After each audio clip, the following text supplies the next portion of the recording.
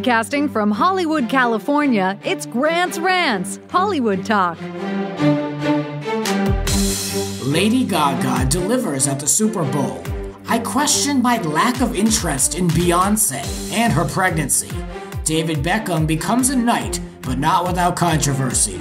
And Sherri Shepherd remains ignorant on the set of Dr. Oz. Kylie Hodges rejoins the rants here. Let the ranting begin. I'm sitting across from food blogger and podcast producer, Rants returnee, Kylie Hodges. Hi! Yay! Hey. I'm so excited to be here. Thank you for having me. Of course. I'm glad to have you back on. You're like one of the easiest people to talk to. Oh, thank you. This is going to be a good episode, kids, so get ready. Yes, I feel like I don't do enough ranting in life in a public scale. So this is my moment to get a lot of things off my chest with somebody who I assume is probably going to feel the same way. See, I feel like I do too much. Like, literally, like, everyone knows exactly what's in my head. Like, I talk about all this nonsense. I feel like, even with all, like, the politics, like, I don't want to, like, piss people off and, like, lose followers, like, God forbid, So I try to, like, bring it in, but people know. People can just tell. Like, I'm such an open book and so loud with all this stuff, especially now lately. Like, it's like, yeah, people know. I rant a little too much, so maybe you can balance it out.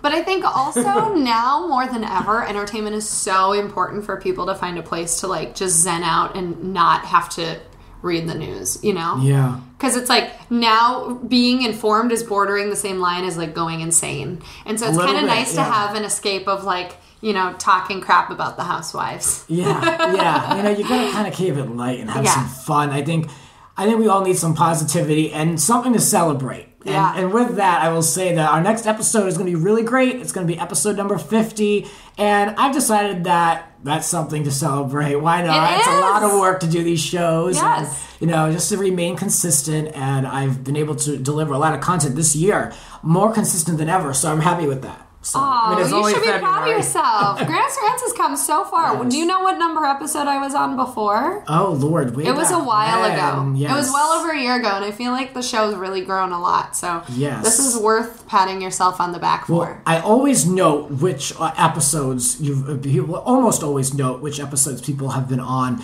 in the past beneath the info on this episode. Cool. Or whatever they're on. You were on 12 and 15. Wow, look at that. So it's a minute. How far you've come. And we have to catch up. So that's a good thing. Super Bowl Sunday, we're sitting here. You saw the whole game. I saw zero of the game, but I did see the halftime show. Yeah. And I went into it with the expectations of it being like highly political and something we were gonna see maybe something like a dramatic art piece, someone being maybe thrown across the floor. I just was I was in it for whatever was gonna happen. But I have to say, it was entertaining, and it seemed to be dialed back, and it wasn't as buzzworthy as I thought it would be. But, I was entertained. Right. I went into it with the same thoughts as you. I was convinced Lady Gaga was going to have some sort of political agenda, and I was really excited to see what she was going to do. And, Lady Gaga's dramatic. What was it? The VMAs, she rolled up in some sort of weird egg and then birthed herself. She wore a meat dress. We expect anything out of her. And then it was a great show. She jumped off the frickin' rooftop, I think. I don't know. The cameras kind of tricked us, so I couldn't really tell where she was. But when she started out where it looked like the night sky was shining above her, and then she jumped, I had a little Super Bowl party, and everybody in the room went, "Oh, snap!" And we were loving that she was hanging from the ceiling suspended. It was very Pink. Because, Pink does a lot of those I don't flips. care for her. Oh, you don't like much. Pink? No. Oh, I love Pink. I'm tired of watching Pink flip upside down. This is a different blonde. She's not even blonde. She's still got the pink highlights after all these years. Different pop star. Different chick, Yeah, but I think it was a great show. I was also really surprised she didn't have a surprise guest. A lot of Super Bowl halftime performances always have that one surprise guest. And when she was singing Telephone, I was like, you guys, Beyonce is going to come out. She's going to come through the ceiling or come through the floor. And she never did. But I think Lady Gaga held her own. The only thing is, it made me realize Lady Gaga's not much of a dancer. But she did okay. She did fine. She did great. I think she's a pro. I think that she made it look effortless the way she ran from this corner to climb this staircase and then the outfit changes. I was very impressed with her overall. I love the old original Gaga. So when she opened up with Poker Face, that was like my jam. Yeah. So I loved that. It was like a cute Texas tie-in with being there. Very creative. And I loved this was almost like the evolution of the Gaga look a little bit. Because it was back in the day, even with telephones, she had like she used to make all those innovations. She had an interesting phone that she used, and the look and the dance moves that were very iconic to that time period. And of course, Bad Romance always makes a good show. Right. Favorite Lady Gaga song of mine for sure. But there was something about when she was performing and doing the like claw thing where I was like, that looks weird in this moment. It sort of looks like she's twitching. And I wanted her to just stop. Let the backup dancers do that. I have admitted on this show, I have not enjoyed this latest Gaga album. Really? At all. I've fallen off with her, sadly. But listening to her, the older stuff, seeing her give that same energy and that same look and feel that she delivered when we first introduced to her, reinvigorated her for me. And I love that she went there and did that, and I always think it's interesting to see what these stars view as their hits and what's missing. You know, there's a lot of flops in between. Let's be real. You know what I mean? Well, what was that one kind of like country song that she sang that took me like forever to realize it was her? I don't know. It doesn't matter. I thought she was gonna maybe duet that with somebody for a second, or like, what if Tony Bennett came out of the floor? Yes. But I think she did a good job, and I think it also shows that you have true talent if you can take something that used to be like super risque and raunchy and make it a knock out of the park performance for something that has to be super vanilla, like the Super Bowl halftime show. Right, yeah. I bet they must have told her, you gotta dull this, take this down. I'm sure. It's Fox. I mean, they started her out where she was saying a minute of like God Bless America or whatever. I'm sure somebody in Fox was like, you say that and you don't say anything else. You don't make any faces implying this is a Trump statement. Don't even think about his name during your performance. Yep. I also liked Born This Way, of course, because of the message, and I feel like a message like that that's inclusive and loving has been missing for a while from television and from anything mainstream. I mean, everything is just so low and base right now, you know? So at least that was something that was nice. And she even said, like, I want to make you all feel good, which I was like, oh my God, like, hold on, I think we all need this moment, you know? Lady Gaga, she gets us. Yes. Well, we did need that performance. I think she did a great job. You mentioned Beyonce, and of course, the first thing I see on Facebook is that Beyonce did it better. And I'm like, hold on. Wait, really? Yeah. I didn't see that. I'm glad I didn't. Why would you even compare the two? They're two different types of singers. Beyonce didn't have Bad Romance, just like Lady Gaga didn't have Single Ladies. Good point. Two different types of songs, two different singers, two different performances. Exactly. Look, I'm so, like, when it comes to Beyonce, it's an unpopular opinion, but I'm just not there for it. I'm like, whatever. I think I just have a hard time accepting things and people that are so overrated.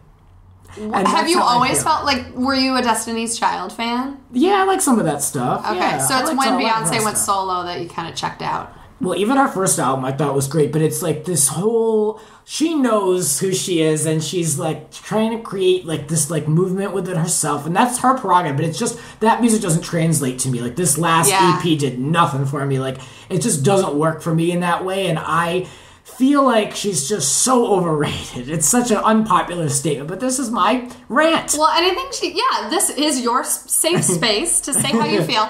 I wouldn't go as far as to say that I feel she's overrated, but I will say that she has definitely honed in on who her audience is, and you just don't fit her audience. No, so I don't think if you told that to her face, she would just be like, okay, well... Yeah, you're not a girl from Houston, so exactly. Yeah. So I'm not singing for you, baby. Right, and that's totally cool. That's totally cool. I just feel like it's always like she is always higher up than everybody else. Yeah, and I'm kind of like, if you're not on that train, it's hard. You know, if you're not like right there behind her, it's like you can't connect with certain people. Like I don't know. I'm like, we immediately have to like we needed her on the show to do the telephone, so like, it wasn't enough what we had. But to your point, like you mentioned earlier, there's usually someone else mixed in. That was the one criticism I will give to the overall halftime performance was, like, of course, Gaga, take your moment. I mean, of course. But I think there was some room for maybe at least one interaction, you know? At the very beginning, it seemed like her outfit was kind of paying a little nod to David Bowie. And so I thought maybe she was going to do like a David Bowie cover or something to incorporate somebody else other than herself. And yeah, I was just a slightly bit bummed that there never was a surprise guest. But I think she held her own, and I think she did great. Right, yeah. I mean, she just had a good body of work for it to speak for itself. Oh, yeah. So, she looked amazing in that crop top. I was like, woo, Lady Gaga, those abs. Yeah, good for her. She's been working out, yeah. Well, anyway, for those of you concerned about my distaste in Beyonce, we're going to talk about her. Makes me laugh a lot. Yeah, I don't hate the girl. I just don't see it. I don't idolize her. That's it. I don't idolize her. Yet I idolize Britney, and people, I can hear you rolling your eyes. Britney. I can hear the eye rolls. But look, Britney to me is next level. She's the biggest name in the room. Like, you can't tell me different. Like, she is an icon. And Britney needs our support. Like, ever since she's been under the conservatorship, is that how you say it? Yeah, but that was of her dad. I just feel 08. so sad for her. That was almost 10 years ago, though. Is she not under his, like, she still eye is. anymore? She is for financial reasons. Right. But she's got her kids. She's got her life. She's really mellowed out. Yeah, she even on her social media, like, she's just like another person, you know? So I'm very proud of her, and I will always worship Lost Spears. Well, yeah, same here. And I never really realized how loyal I was to her until recently in social media. I saw somebody hating on her. And, like, 10-year-old Kylie just got super pissed off. Good for you. And then, grown-up Kylie was like, wait, where's this coming from? I haven't bought a Britney Spears album in 10 years. Why am I so fired up about this? Oh, because she was the first pop star that I idolized growing up. Yeah. And it's like a first love. You don't let that go. Yeah. If you have the opportunity, see the show in Vegas. Oh, I've been wanting to. Is she still good, though? Because there was a while where it's like, people weren't loving it, and then she went through a really good phase. Is she still good? I mean, I think it's amazing. Okay. But, I mean, she's also been doing that performance all over the world. The Apple Music Festival in London. She's been taking it to all those jingle balls and all that all over the country. And, I mean, I was so thoroughly entertained, and it surpassed, because I went in with zero expectations. Yeah. Because I had heard what you heard initially, but they've renovated the show now a couple times. They've added things, subtracted things. The new album came out in June, so they've added some of that in, and I mean, I think it's excellent. So it's definitely on my bucket list. Yeah, especially if you're a fan back in the day, because it's just as much that as it is the new stuff. So it's really just like a good time. I loved it. Britney. So, well, Beyonce, people are looking forward to seeing her at Coachella, and there was so much talk about it in the newsfeed. So much angst when she made this pregnancy announcement, if she was going to be performing at Coachella, which I like Beyonce. I find Coachella to be a little overrated myself. Yeah, I would rather save $1,000 and not stand in the desert with sand in my eyeballs for 3 days straight and being dehydrated. That's why I'll go to the Access Arena in Vegas for Britney. Yeah. I'll sit in a nice chair to start. Of course, be on my feet for the little show, but I can go out and get a drink if I want, and I can go back to a luxury hotel room. But you know what I'm saying? So I have no interest in of course, I've been like kind of like mean too, where I'm just like, oh, everyone's talking about this Coachella thing. Like, I'm just not into it. Like, I feel like I'm like a grumpy old man. Like, who cares? No, I was talking about this with somebody earlier. I think anybody younger than 25 cares about Coachella, and also people who do drugs and are more likely to be single are more into Coachella too. Because those are all things. It's like going out at bars, But like when you're in a relationship or when you're old and tired, you don't want to party really hard. Right. And like Coachella is hardcore. It's camping in the middle of the desert that like humanity shouldn't be able to survive in. There's no water. With drugs. Yeah, exactly. You have to get by on Molly. That's the only way to make it through the weekend. Yeah. But with the Beyonce thing, I will say, because she's pregnant with twins, it is feasible to worry if she's going to perform, because having a multiples pregnancy puts you at high risk. I mean, she could be put on bed rest by that time, because you get real big, real fast, and most people pregnant with multiples have their babies pretty early.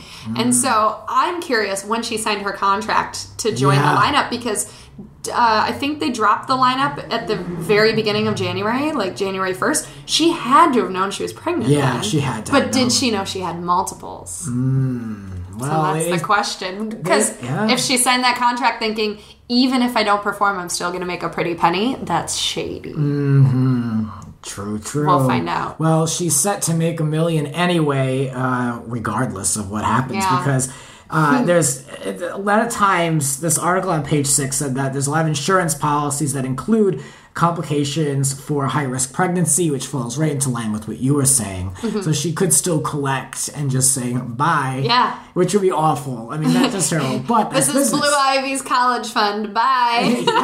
Yep. See you later. TMZ today said that she's still going to be performing and that they've secured private housing for her, and that she's supposed to have 2 surprise performers come on and join her, and then it's like, and one of them is most likely going to be Jay-Z. Is that really a surprise? No, I mean, now it's like an expectation. If there's no Jay-Z performing with Beyonce, it's like you only got half of the ticket that you expected. True, yeah. So, well, for anyone checking for her, you can relax, you can sleep tonight. She looks like she's still going. Did you already tell your feelings on Grant's Rants about her pregnancy announcement? No. I'm just curious, what are your thoughts on that picture? Well, it's so funny to me. And now, like, Beyonce is so over the top that now I don't know if I take her seriously. I just am curious what she's going to do next. Like, that photo to me is hilarious. And, you know, in Napoleon Dynamite, where the girl is the photographer and she's like, put your chin on your fist and think about rainbows. I imagine that was the girl who took that picture of Beyonce. Yeah, just some like she was ethereal, this needs more flowers and a veil. There we go. Perfect. Well, I do love a good over-the-top announcement. I do like that. You know, I mean, I thought it was kind of cool. When it comes to her in general, I know that whatever she does, I'm going to have to hear about. I know it's going to be like a huge deal and shoved down my throat. So I kind of always, like, scroll through the news quickly with her, because I know, like, just through osmosis, I will know all this unnecessary information soon enough, because it's just everywhere with her. So, I mean, I'm happy for her. She seems happy. Good for her and her husband. She's going to have, like, a little balanced family over there with 3 kids, and good for her. So. Wow, that was such a nice answer. Yes. I thought you were going to complain about it. Nah, no shame. I mean, look, we're in dark times here. Yeah. You know, could be worse. That's a good thing. That's a positive thing. Of course, like, if that was, you know, a planned pregnancy, which I'm sure it was, like, good for her. Like, she got what she wanted out of it, and that's it. So, good for you. But I don't really care. I don't care about that you pregnancy. don't have to. No, nah. So, but I thought the whole Coachella thing and the tie-in would be interesting, since there was so much talk about her. Like, people were like, the first thing, this one guy, should I already be selling my tickets from now? Like, is it really all about her? I guess it is. I guess they don't care about anybody else. The lineup does look pretty good, but I remember thinking the lineup looked really good, but I can't even remember off the top of my head who else is performing now other than Beyonce. I have no idea. So maybe it's not that great if I can't remember. No, not for me. No. Well, David Beckham is in the news with an interesting story about, he's now Sir David Beckham. And I didn't even realize he was knighted. I didn't know that either. No, I just thought, I was like, you know, who cares? Yeah. But he's worked with UNICEF, and by his charitable ways, he's somehow received this knighthood. And now there's a bunch of alleged leaked emails that have come out regarding him. And if his intentions were correct in wanting to give so much time and money and effort into working with UNICEF, and you know, it doesn't look good anyway. They're saying that it was a strategic move for him to do this so he could just be a knight. But, like, other than having the bragging rights of saying, oh, I've been knighted, does anything else come with it? Do you become, like, immortalized? Or, like, what happens? What's the benefit? What's the point? You know, I don't want to believe that. I really like Victoria Beckham, and so by default, I like him too. And I want to believe that they're really good people with good hearts, and so he doesn't have some, like, gross, self-centered ulterior motive just to be knighted if that means hanging out with UNICEF. I know, it's sad, right? Also, like, this world is a sick place, and there's a lot of things about celebrities that I think if their true colors really showed to the world, they would not have a fan following. So I don't know how I feel about this. Well, these emails are mixed. It's like they said that they were like dismissed and that they were doctored, and for as an example, one of them said, unless, according to this email, according to like Page 6 or Daily Mail, David Beckham allegedly said, unless it's a knighthood F off, and the effing money is mine.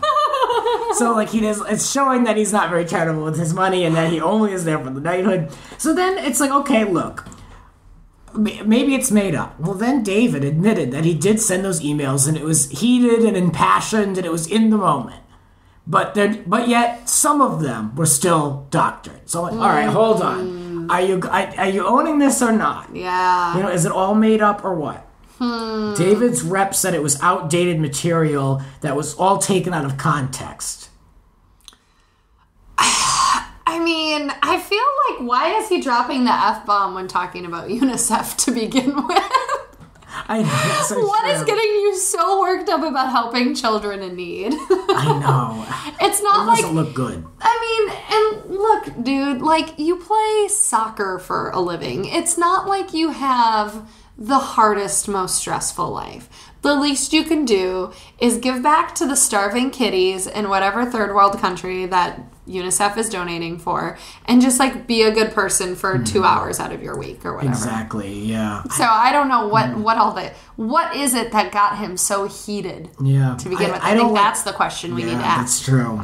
I don't like spoiled adults, and if he was in it just to get some type of knightship, I mean, ridiculous. Knighthood. Yeah, screw that guy. Yeah, so I don't know where I stand with him because I honestly haven't followed him and Posh, so I don't really know what their track record is. Like, I don't really know anything about their character, but it looks fishy to me. It does. And I will say, Victoria seems like a really cool person, but she's also a huge diva, but that's why I like her. Right. So maybe it is all true. Like, maybe they've managed to make their diva ways look really cute and adorable in the public eye, but in real life, maybe he's a monster. Maybe. And it wouldn't be out of character to have someone of such stature and popularity worldwide who, let's be real, he knows he's hot. You know what I mean? Like, oh, yeah. It wouldn't be a stretch for him to feel as though he has to get something out of being charitable. Right. You know, so, I don't know, David, to me, it looks like you just wanted that title. That's why I've come to this conclusion after this conversation. Yeah. I'm curious to anybody listening who's a devout David Beckham fan what their thoughts are. Well, Piers Morgan will let you know what his thoughts are. He was, Lord. of course, slamming Do them. we care about him? He's like the trash man. He's like following the garbage truck to like pick up like whatever he can get. You know what I mean?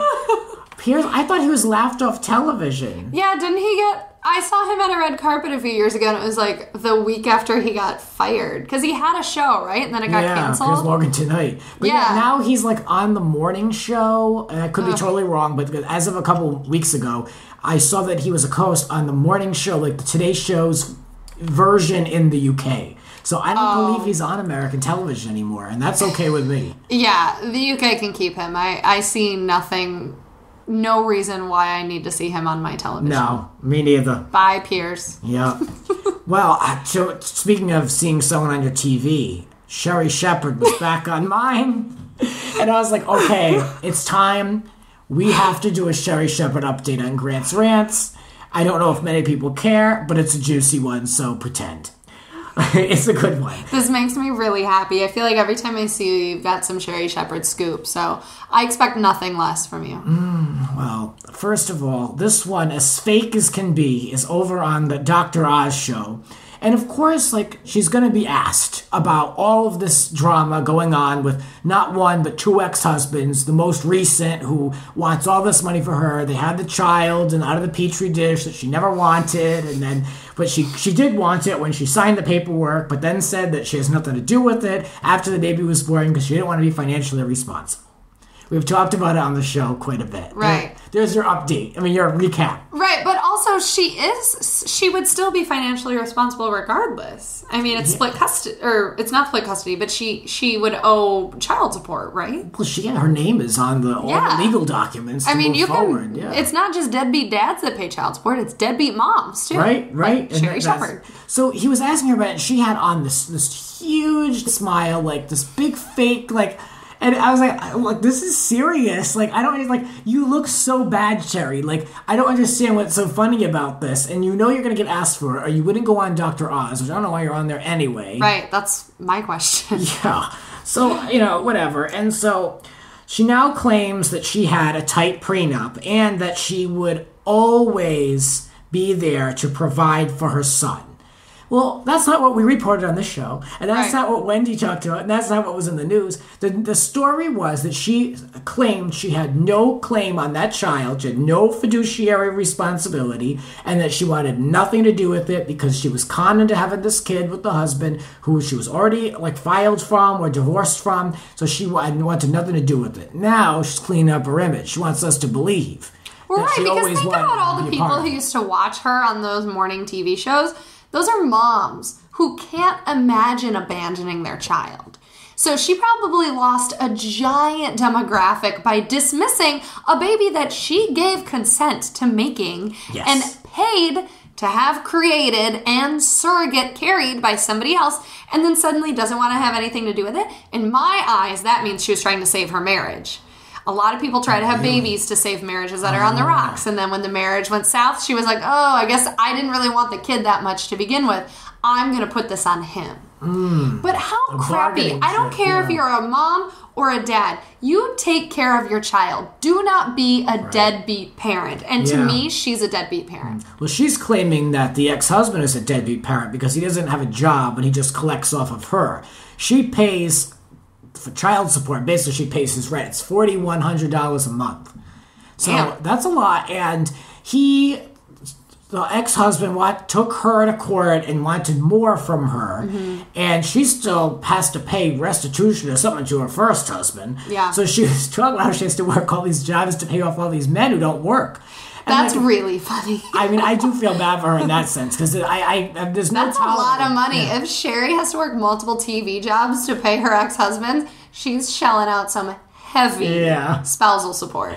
I have no tolerance for people who choose to be out of work. Yeah. So it's like I'm not cool with this. So in her defense, that sucks. But then because this was settled in the state of California, that ex-husband is getting a certain amount. If it was settled in New Jersey, where they resided originally, he would be entitled to a lot less. Oh, so the California judge threw it out and said, no, you're not getting any more than what you're getting. So he could potentially go and try to maneuver things and manipulate things in New Jersey, but it would only hurt him because he would end up making less. Well, and it's so interesting because I feel like you never really hear about these stories of moms being the deadbeat. True. Very different. And a lot of times the courts tend to lean into the mother's case, even if the mother sucks. Right. Just because a lot of times the courts are always like, the child should be with the mother. But in this case, the mom's like, nah, just take my money. Yeah. Call me when you're 18 or maybe when you're 21 and we'll get a drink. Hey, this is where, again... It's so bizarre to me. I'm continuing to look at you strange, Sherri, because you were trying to spin it on the show. I watched you. You're trying to spin it saying that you don't want a relationship with the child because you have such a poor relationship with the father that because you don't get along, you don't want to be in the picture. There's ways around all that. Right. Co-parenting happens in all different ways at all different ages. Yep. That's no excuse to me. I mean, I think that's really low. And doesn't she have another child? Yes. Is she raising that child? She is, yes. Can you imagine the abandoned child grows up and finds out mom didn't want to raise you, but wanted to raise your half-sibling? How crappy. Well, she also says, though, that, I take care of them the same, though, because this baby I've never met that's my own is on my health insurance, so... Oh, yeah, and then she said it, as part of her life insurance, too. Yeah. Whatever, Sherri. Yeah. Get out of here. She can't find the time or the interest to be bothered with the child yet. She went on a Twitter rant in January, all about the husbands and the pay and how much she owes them. Oh, God. That is so You know personal. what? Write in your diary, Sherri. Yeah, that's your own problem. I follow her on Instagram. It's more of a hate follow, although I wish it didn't contribute to her numbers. I know. She goes live on Instagram so much, and I have yet to actually watch, but every time I see a notification, I'm like, damn it, Sherri, you're blowing up my phone, and I don't care what you're doing right now. I can't unfollow, though. I just can't. I had to turn all those notifications off of the live because it was getting to be a lot. It was really getting to be a lot. And it's always someone I didn't care about. Right. Mainly Sherri Shepherd. Mainly Sherri. You need to keep that baby and that ex-husband out of your mouth. You've got a show coming on. Stop. Just go and promote that stuff because this only makes you look bad no matter how hard. And now you're really spinning it. And I'm telling you, I can tell you're full of it. I wonder how good of a mom she really is too. Maybe it's a blessing that she's not raising this kid. I don't really. know. I mean, isn't she the one that thought the world was flat? Yes, Sherri, the world is flat. Are you competent enough to raise another human life? Maybe the ex-husband's onto something. I think you're onto something. When Barbara notoriously asked her, what if your son asked you, Mom, is the world round? She said, well, baby, we gotta go to the library. Oh my God! So... well, at least she's pushing education. Yes. Sherri, I'm trying with you, but, there's a reason why we have an award. The Sherri Shepherd Award for Excellence in Ignorance. You're listening to Grant's Rants. Please rate, subscribe, and share. Spread the word. There are a lot more rants to come. Listen anytime on all major podcasting platforms and YouTube for bonus content. And now, back to the show. And we're back talking with Kylie Hodges. Hello! And it's time to catch up. So the last time you were on, you were working at Pie Town, life has changed in over a year, of course. Yeah. So where are you now? What happened? So now I'm working freelance. I was working on the show Flip or Flop on HGTV, and then my contract came up for renewal, and I actually asked to leave it. And I learned a lot. I was story producing on that show. But, I realized that reality isn't really where I want to advance my career. And so now I'm kind of taking a step back and living the freelance life a little bit. I'm doing some freelance blogging, but mainly I'm producing Cosmo's podcast, which is called Happy Hour. Mm-hmm. The last episode that we just brought out is called Fuck Boys, and it's all about, you guessed it, fuck boys. Mm-hmm. So, the topics are a little raunchier, but really fun. I know. Yeah. Are you going to have to bleep me? Did I just make this episode explicit? Yes. Well, if that's the name of the show, then we'll have to mark it explicit. That's exactly. But yeah, no, I scrolled through just before you came just to see what the latest shows were, because I actually listened to one episode that you put on Facebook. What was it called? It was called How to Deal with Failure. Yes. And I remember you said, this is a really good listen. And I was like, I think this speaks to everyone. It doesn't matter if I'm not the demo exactly for your podcast. But that episode in particular, we had Suzanne Senna, who is a hosting coach here in LA, and she coached me a year ago, and I think that she's a really positive coach in an industry where a lot of people feed off of negativity. And it's nice to have somebody who's so encouraging, and she gives some really good life advice, not even career advice, just how to manage, somebody whose job is constantly up and down when you're auditioning for your next job all the time. She just gave some really good tips on how to approach it in a positive, optimistic way. Yeah. And I don't know about you, but after I listened to that episode for the first time, I was driving, and I remember being like, I'm ready to make some moves with my career. I gotta pull over. I gotta make some emails. I gotta do this. Yes, it was very inspiring. I loved listening to it because I've heard so many good things about her. Yeah. And so I wanted to see, what she has to present. I've been on her website, and I considered taking some classes from her. She's great. And I've only heard good things. So I was like, this is kind of free, unsolicited advice that I get from her. And so check that out. Yeah. It's Cosmo Happy Hour. Yeah, right? Cosmopolitan.com's Happy Hour podcast. It's on iTunes. It's a little picture of a martini, obviously. A Cosmo girl loves pink and loves martini, so it's very in that Cosmo niche. But it's a good show. And like we did an episode about heroin addiction. So I mean it's not all fluff. I mean that one was heavy. I bet. Yeah. And so you're producing these? Yeah, but I mean, like I'm doing everything behind the scenes. The host, her name is Elisa Benson, and she works in New York at Cosmo where it's recorded. But the Fuckboys episode that came out last week, I actually went out on Hollywood Boulevard and was doing man on the street interviews with random guys to ask them what they thought the term fuckboy means. And I'm telling you, I never want to go back to Hollywood Boulevard ever again. I live so close, and yet I never go on it. And then the one time I do and I talk to strangers, I was like, this is horrible. Spider-Man was like chasing me. Oh. Yeah. I totally drink off that. I actually just saw La La Land at that Chinese theater. Okay, yeah. And I've been out here now for many years, like 8-9 years, and I've always avoided, like, I never even went, you know? Right. So I was like... But that theater's cool. Yeah, I'd never gone. So I was glad that I got the opportunity to experience it. But yeah, no, I'm probably not going to run back there. No. And nobody should. No. And if you've never been to LA and you're thinking about it, don't go to Hollywood Boulevard. Just Google it. Just drive through it if you have to see it. Yeah, you know? and preferably in an Uber. Don't actually drive through traffic because it's horrible there. Yeah, exactly. So we're gonna flip or flop. So much drama. What can you say? So much drama. What do you make of all the drama? You know what?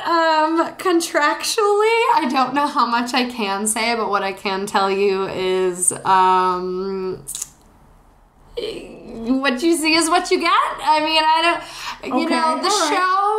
the show is very specific. It's about them flipping houses. It's not really about their personal lives. So you come to your own conclusions about whatever you're hearing. Read between the lines. Yeah. Okay. I like that. But there's so much drama around that, and I have you on. We have to talk about it. Yeah, it's valid. You were the first person I thought of when I saw that guy's face on the cover of every magazine. I was like, I bet this one knows. I bet this was not a surprise to a certain someone. It didn't knock me off my rocker. Okay. No. Yes. Well, we won't get you in trouble with that, but I just thought it would be interesting to chat about. Yeah. Well, and working on that show, I was in the field with them every day, so I know them personally really, really well. Yeah. Or I did know them personally really well. So, yeah, I mean, there's a lot of things that go into a 23-minute TV show, and usually getting down to the minutia of somebody's personal life just doesn't fit in with the storyline of what are we going to do with this house, right? you know. Yeah. So it's an HGTV show, and with that, they're just going to stick to the house. What was the process like for you to make that decision to leave your post and to leave reality and leaving that story producer position that you had worked up to? Did you start as a receptionist there? Yeah, I started out as a PA. I was delivering lunches to the execs and like driving their dogs to their house and like just doing assistant work. And it was my first big girl job in LA, and I sort of ran with it. I never came out here wanting to work in reality, and not to say it's a bad thing, but I don't know anybody who comes out here wanting to work in reality. And if you do, you want to be on a reality show, you're not dying to be a producer behind the scenes of it, except for maybe like The Bachelor, although I've heard that's a very difficult job as well. But nevertheless, I wanted to kind of ride it out, see what happens. I learned so much. I learned so much about producing. But it's just a whole different world. And I'm just as much an on-air host as I am a behind-the-scenes producer. And I've realized that I only want to be producing things that I'm really passionate about. And so if it's something that's a creative endeavor that I feel like I've, conceptualized and am passionate about and I want to work on 24 hours a day, that's when my producing skills really shine. And so I think for me, financially, I'd been saving up to go freelance for a little while. And it's really scary. It's not, it's not all that it's cracked up to be, because every day I'm like, I hope this week I get this gig that I had been hoping for so that I can pay for next month's rent or whatever. Yeah. But at the same time, it's like really liberating and a little, it really makes you really have to believe in yourself. because nobody else believes in you, and you have to go the extra mile to truly sell yourself to make sure that you're going to get that gig. You're going to be the person selected for this opportunity. Right. And I'm telling you, I have been doing a lot of meditating, reading a lot of like self-encouragement books because exactly I need it. Yeah, that's exactly what you should be doing. Yeah, but it's great, and I'm really happy, and I've been able to put my time into what I want to put my time into. I'm really passionate about cooking, so I've been blogging about my cooking, and I've also been able to spend a lot of time with my family. So because I don't have that Monday through Friday job anymore, my boyfriend Omar, who's a stand-up comedian, we took a month-long road trip, and we drove all across the country visiting family that we don't normally get to see. Kissed a lot of babies, ate a lot of random meals from old friends, and it was really nice, and he got to make a comedy tour out of it, so it was a winning situation. Great. Yeah, it sounds like you when you get out of these jobs, you get to live again, Yes, but you also realize how much you took for granted, a steady paycheck, and like the simple joys of like, if I would quickly go to the mall on my lunch break and on a whim, like buy an outfit just cause. And now I have to be like, hang on. Can I buy this outfit? Do I need this outfit? Or do I need to eat next week? Right, yeah. It really puts things into perspective. But I think that for some people, and myself in particular, sometimes you have to starve yourself a little bit in order to make yourself extra hungry for what you're fighting for. Yeah. I mean, I was in that boat, but it wasn't necessarily my choice to be extra hungry. It's hard. It's really hard. Yeah. And you really have to take a step back and think, what is my end goal? Yeah. How much am I willing to sacrifice to get to it? Yeah. Some sacrifice more than others. That's a story we haven't had on this show. It's from someone who really did make a sacrifice and switched lanes like you did and was bold enough to do it. For me, I feel like I would have to I'd be like weighing options and like overthinking it for like a year and a half before doing something. I kind of get the feeling with you though that you just kind of knew it was time to do that. I did know it was time, but it was a long time coming. I worked on Flip or Flop for 3 years, and I knew that it wasn't going to be like an end-all career for me. Granted, no TV show is. TV is so fleeting. But I also knew that like reality wasn't going to be my end-all career. And so I was just trying to figure out like when is the right time for me to make that pivot. Mm-hmm. And now is that time because I feel really confident as a producer. I feel really confident as a host. And I just think that creatively for me, it's now or never. But also, I just found out that there's like 10 weddings that I have to go to this year. So I'm like, screw all of my friends who got engaged. This is the worst year for me to have to fly across the country for like all the weddings. Because no wedding is cheap. No. Even if it's local, you're dropping how much on the gift and whatever. Exactly. So. There's so many obligations with them. Yeah. Weddings are becoming more and more of a thing. Like before it was like you show up. You give a gift West, and that's it. Right? So that's a big deal. For me, like out here, no one gets married. You know what I mean? Yeah, it's my friends back home getting married, definitely. Yeah. And like but weddings are such an ordeal now. They plan a whole weekend. There's activities, and then the bachelorette party you have to fly across the country for, and the bridal shower. I mean, it's like you can't just get married. You have to have a whole year dedicated to yourself. And I used to be that crazy girlfriend that was always pestering my boyfriend Omar to be like, man, why are we getting married? Don't you love me? And now I'm like, we don't need to get married because this shit is ridiculous. Also, I just my mom sent me a Dutch oven in the mail recently because she knew I'd been wanting one. And it was a surprise. And as soon as I got it, I was like, Omar, we don't need to get married anymore. Because I only wanted gifts from the registry. There you go. Perfect. I know. That was like me when I moved into my new place. I was like, well, I'm not getting married, so I have to buy all this stuff. I have to buy all these little things. Yeah, you have to truly take care of yourself. Right, yeah. Because it's like, I thought about it. I was like, well, how do other people do this? Like, how did my parents get all the appliances and the crystal and all this stuff? And I was like, they got married. So I'm like, somehow I have to get this stuff in my life. Yeah. So, working on it. I mean, I have heard you can make a pretty penny if you marry somebody who's looking for a green card. Now more than ever. Yeah, exactly. A lucrative job opportunity for you. Yeah. So I want to hear more about this road trip. and all the different places you went. What was that like? Like, so did you just live out of your car, or where'd you go? Yeah, pretty much. Well, last time I was on, I think I talked about this. I drove the Oscar Mayer Wienermobile for a year across the country, and that was my job straight out of college. So road tripping, I kind of like to brag that I'm really good at. No stranger to the road. Yeah, and I've been to almost every state. Part of this road trip was just to kind of knock a few off my list. We went through Oklahoma, which I hadn't been to yet. Actually, Oklahoma's a lot prettier than people give it credit for, which surprised me.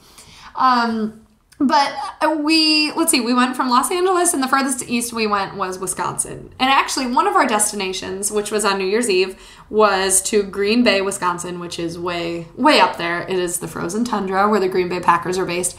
And a good friend of mine who also drove the Wienermobile with me, it was supposed to be her surprise engagement party. Well, it turns out it was a surprise wedding. And it was amazing. I know I was just complaining about weddings a minute ago, but if you're going to have a wedding, do a surprise wedding where nobody feels guilty about being there. They're there by choice because they think they're there for something else, and there's no pressure for them to give gifts. I mean, my boyfriend was there in jeans. But it was so great. It was so fun and lighthearted. And honestly, I was so surprised. I had to, like, go cry in the bathroom.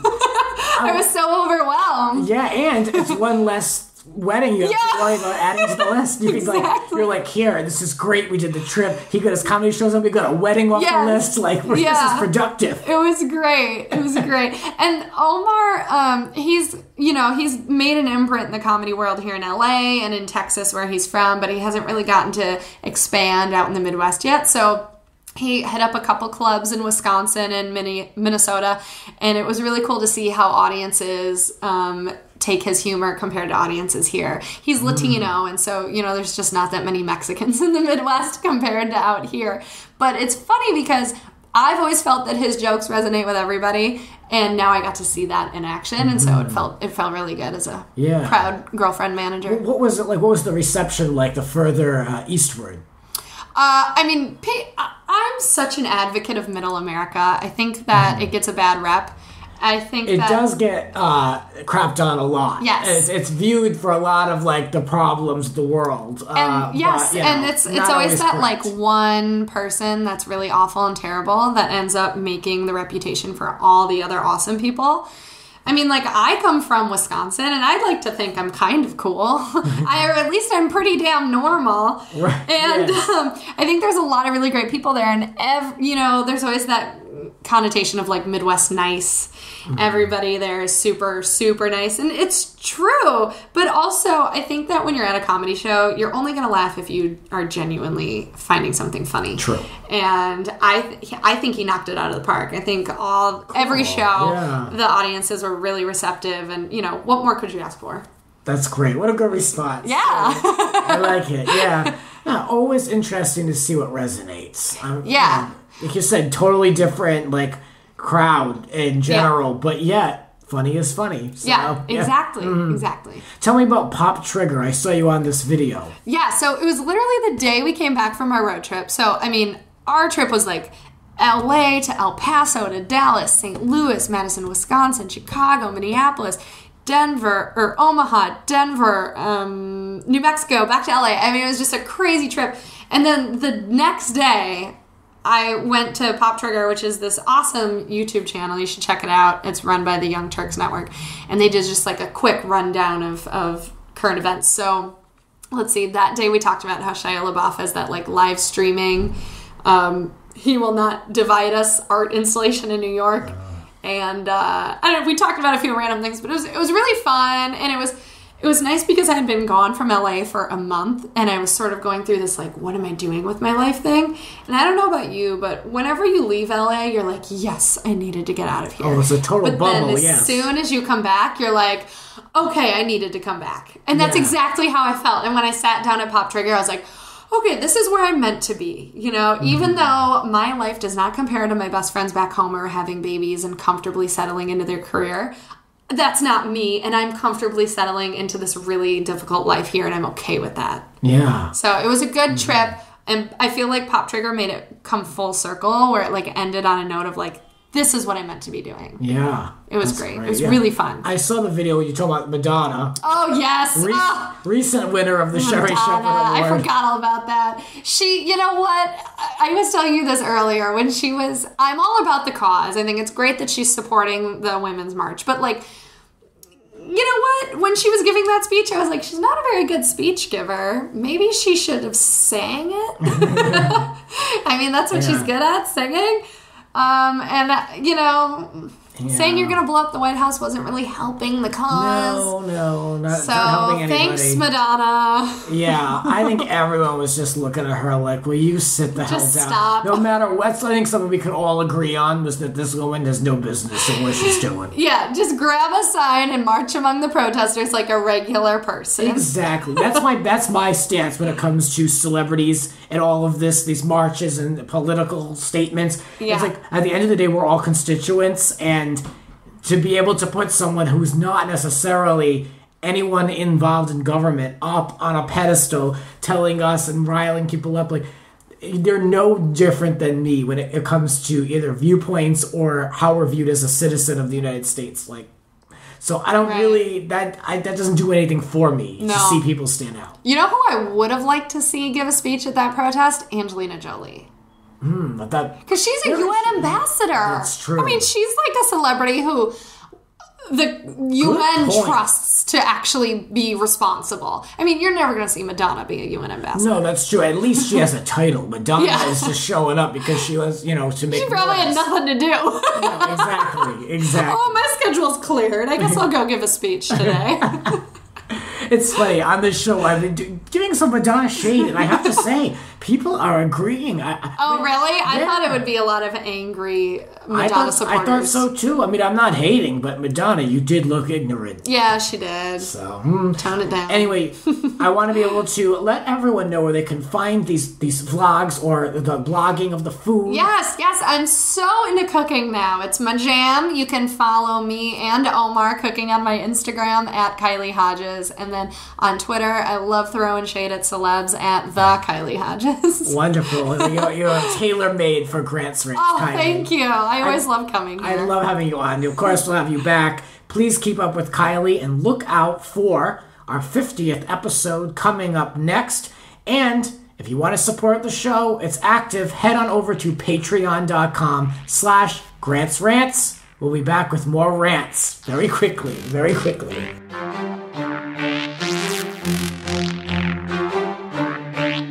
This has been Grants Rants. Follow us on Twitter at Grants__Rants. Cover art created by Howie Ronay. Voiceover by Blake V. Media. Original theme music composed by Alexander Arntzen.